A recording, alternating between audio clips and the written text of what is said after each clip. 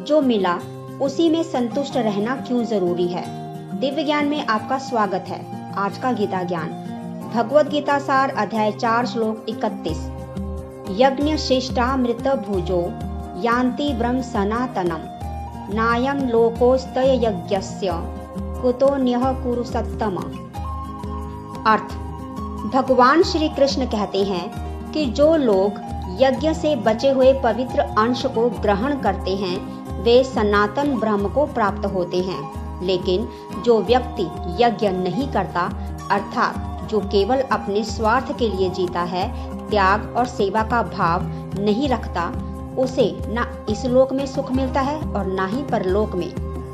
यहाँ यज्ञ का अर्थ केवल अग्नि में आहुति देना नहीं है। गीता में यज्ञ का मतलब है निस्वार्थ कर्म करना, दूसरों के लिए जीना, सेवा, त्याग और समर्पण का भाव रखना, अपने कर्म भगवान को अर्पित करना। यज्ञ शिष्ट अमृत का अर्थ है वह जीवन, वह भोजन, वह सफलता जो ईश्वर को समर्पित भाव और धर्म पूर्वक कर्म करने के बाद प्राप्त हो। भगवान कहते हैं कि जो व्यक्ति केवल अपने सुख के लिए जीता है, बिना सेवा, बिना कर्तव्य और बिना त्याग के, उसके जीवन में शांति नहीं आती।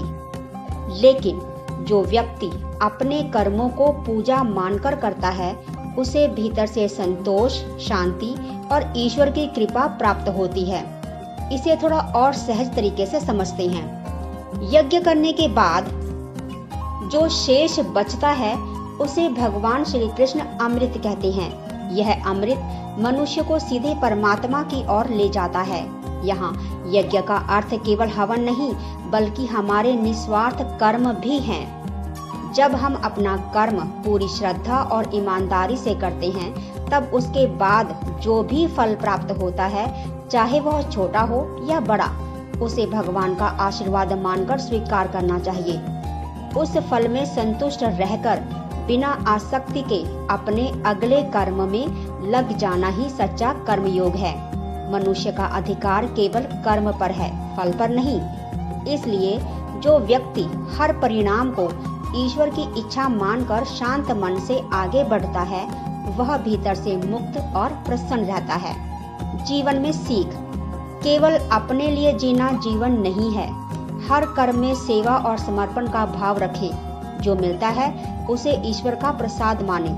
निस्वार्थ कर्म ही मन को शुद्ध करता है। संक्षिप्त सार, जो व्यक्ति अपने कर्म भगवान को समर्पित करके निस्वार्थ भाव से जीवन जीता है, वही सच्ची शांति और परमात्मा की प्राप्ति करता है।